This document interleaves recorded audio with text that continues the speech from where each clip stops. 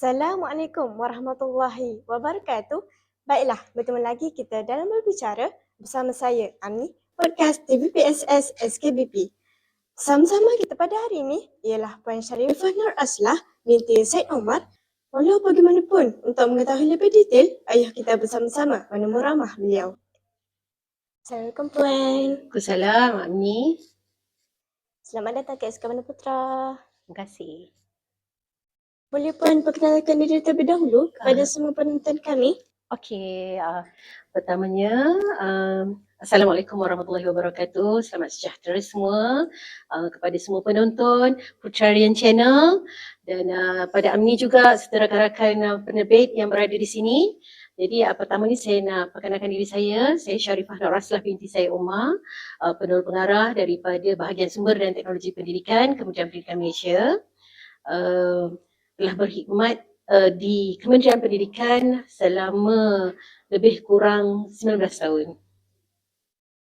Boleh saya tahu apa perasaan Puan masa mula-mula Puan akan masuk ke sekolah kami?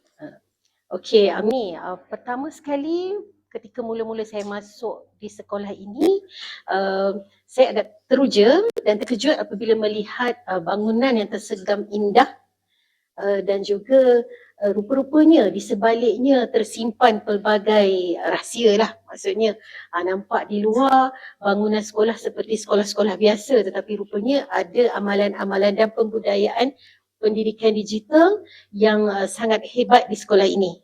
Jadi tahniah kepada Amni dan juga rakan-rakan serta semua warga Sekolah Kebangsaan Bandar Putra. Yang kedua, daripada penilaian Puan, boleh Puan sebutkan penambahbaikan yang perlu sekolah kami buat?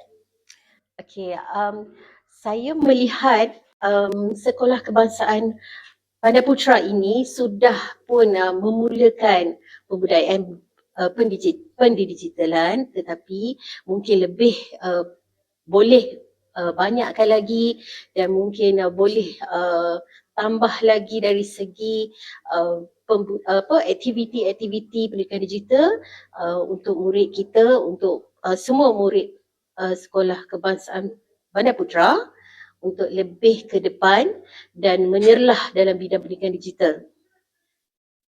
Terima kasih Puan atas respon positif yang Puan berikan. Semoga kita bertemu lagi. Okey.